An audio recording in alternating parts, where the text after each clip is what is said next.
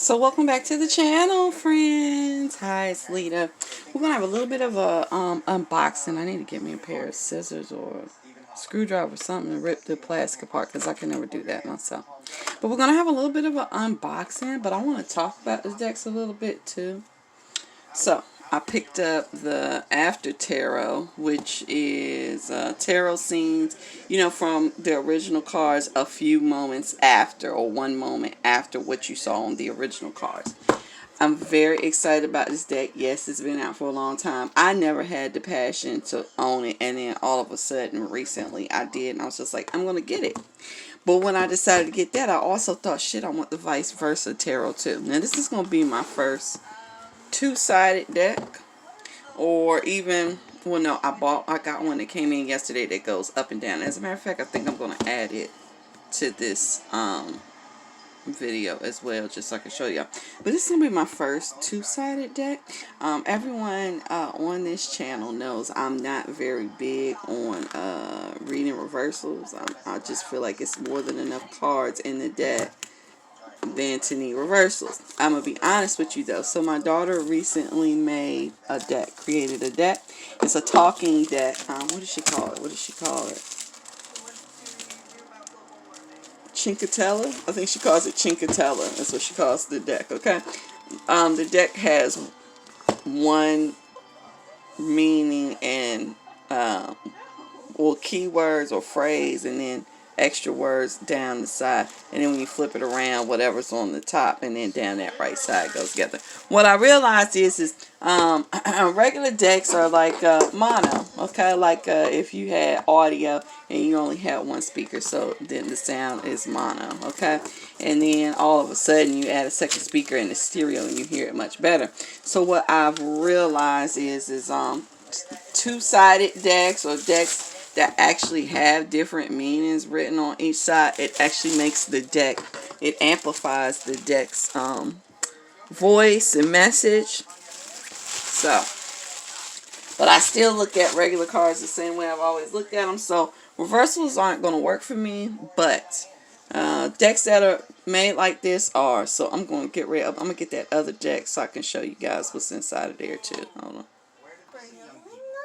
Okay, so I got two additional decks yesterday. I'm quite sure I didn't make a video on this one yet, okay? But I got a new Affirmators deck. This one is Love and Relationships. I really enjoy this one. And I got the Karma cards by Monty Farber. I think most of y'all know a lot about it. But it's got a set of cards that has planets on it, a set in there that has houses, and then another set that has, let's see, planets, houses, and signs, astrological signs, okay? I will be using this on the page, but so see how does this open up. They all open up differently, so I have to check it out. Okay, so oh look guys, it comes with a full-size book. Oh shit, I love this. I'm in love with this already. Let me tell you guys why. God damn, look at the King of Swords on the first. Why is the King of Swords at the beginning of the deck? I don't know. Okay, so everyone knows my style of reading is symbolic. Well, I don't know. If you've been on the channel long enough, you've seen a couple of my metaphysical talks, you'll know that I believe the best system for learning how to read cards is learning symbols, okay? Once you know the symbols, doesn't matter what deck you go to, when you start to see them, boom, boom, boom, boom, boom. In the back of this book, there is a symbol dictionary. I am so pumped because I will be using these definitions to make additional cards of my own, because I bought a bunch of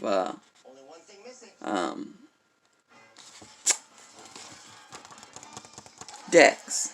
I don't even know if I showed y'all those. I like this classic 808 set, because they had redid the 808s. There's a purple pack and a green pack. See the old school 808 detailing on it. They're just plain cards. They just get. Hold on. I think it's rude just to start to show someone. There's the big joker. There's the little joker, and it's a standard deck. Well, standard antique deck, because the typography is a little different than how they are now. Okay, at any rate, I'm gonna make some new decks, and I think I'm definitely going to use the definitions that are in this book. Let's flip through the book just quickly. We're not going to actually read anything. Yes, I'm scatterbrained. That's what happens when you have a lot of information in your head. It's fighting. It's fighting to say, "Ooh, what's gonna get out?" But as you can see, like I told you, the first card I saw was King of Swords. First card in the book I see is King of Swords. I'm gonna tell you, my boo is the King of Swords. So, but I see it says inner self and outer self, because then if you get the other way, I like this idea better than reversals, because I don't like reversals. I don't even get the same definitions that you guys get when I look at it in reverse. It just doesn't do it for me. But to see it from front and back instead of right side up and in reversal is so much better for me. I see it has each of the cards in here. They're good size, they're bad size.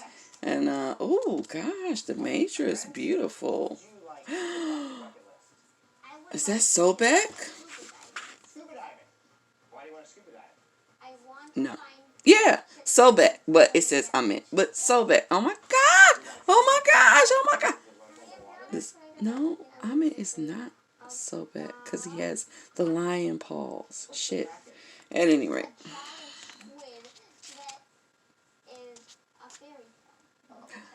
Oh shit, look at strength. Son of a bitch. Oh, I can't wait to use these. Oh shit, look at the lovers in the front, y'all, versus the lovers in the back. Oh! I'm so in love I haven't even used it yet. Okay. So that's the vice versa. Y'all know there's some readings coming with this deck. But see, this is what I was trying to tell y'all. The first card on the deck is the King of Swords.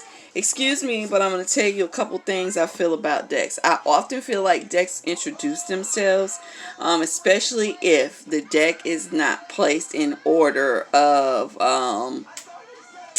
full to whatever, okay? If you open it up and a certain card's on top, I feel like that's the deck's way of telling you this is my energy. So, this deck is going to be the King of Swords. So I know it's a male energy running the deck. Masculine energy. Mars energy. Okay. Here's our tarot one moment after. I'm assuming this has a book too. It does. God damn, I got me some new books. Well, somebody's going to be reading, huh? Now see, this is another way this deck, you see what's on the front?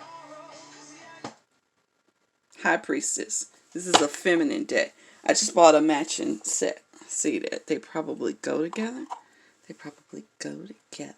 Okay, but this is my energy as well. So me and this deck will probably... Ooh, I can feel the difference already. Me and this deck will probably speak better. Or, more naturally, I should say.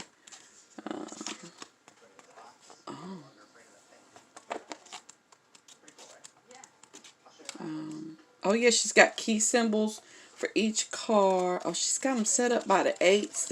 Yes. Okay, I like the way she's got this set up, too. So I made 3 great purchases. It was my birthday, guys. Yes, I actually... Oh, also, someone left me the most beautiful donation. Okay? They left it in the amount of $11.11. And they sent me an article. I had did a video, and it was one of those videos, like I use odd cards. I was using Rick and Morty cards. And Ghost in the Jar came in, and I couldn't quite figure out why would they throw Ghost in the jar, okay? And the friend that sent this in, the viewer friend, pointed out the fact that immediately when I said it, it made them think about the Holy Spirit, or the Ruach HaKodesh. Okay, living in the Ark of the Covenant. Sent me this wonderful article, which I breezed through, but I'm definitely going to have to take time to study because it was such heavy reading, but I loved it. Thank you so much. If you're watching this, thank you so much.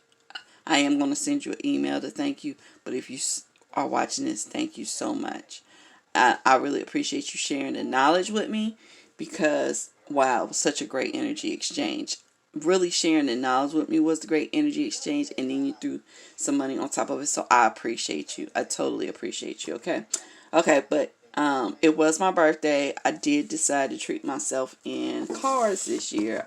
This is honestly, I usually just buy playing cards. I buy some expensive playing decks as well too, you know.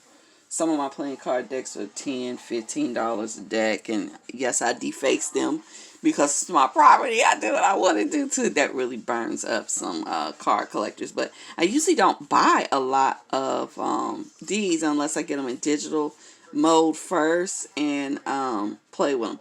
I do have another deck designed by Massimiliano Filadoro. I believe maybe my cat deck is designed by the same designer. If I'm not mistaken, I don't have the box to this deck anymore, so I am going to look it up. But I'm quite sure this deck is designed by the same person that designed this deck. I kind of thought that these two were designed by the same person because I kind of thought it was catchy, gimmicky, or not gimmicky in a bad way, but gimmicky, and I thought they went together. Now that I see them, I see they totally don't, but they do, because of the masculine versus feminine energy. It's a nice balance there, and yeah, so hopefully you guys will be looking out for the videos using these. Maybe I should do a flip through. I think maybe I'm going to do 2 quick flip throughs, upload them quickly, and then I can work with them. But I don't know, like, I really want to get into these. I don't know if I want to do a flip through. I think I'm just going to get into these, and then later I'll rearrange the deck again and do a flip through, because I really want to get into these, okay? So, I just want to send everybody my love and protection. I hope that you all are doing well and staying healthy during this pandemic. I call it the apocalypse all the goddamn time. Not to scare anybody. I just feel like this is the new norm. I believe, from what I've read, this is the new norm. I know you have a lot of readers on here telling you this shit is going to be over in the next month or whatever. Okay, whatever. You believe what you want to believe. But I believe that we have moved into a new norm, and I think it's important that people are not so fearful of the new norm. Shit happens, you know. And pandemics always change the layout of the world. I just feel like maybe one of the biggest problems is that even in readers, the lack of history kind of makes it hard for you to understand what you're looking at. But yeah, the way we live is about to be totally different, and I just want you all to embrace this as a new norm instead of being so fearful of it all. It's not the end, but it's the end as you know. So I just want everyone to take care of themselves, figure out your new routines or your new way of being, and ride this motherfucker till the wheels fall off. Alright, and I'll see you all in the next video.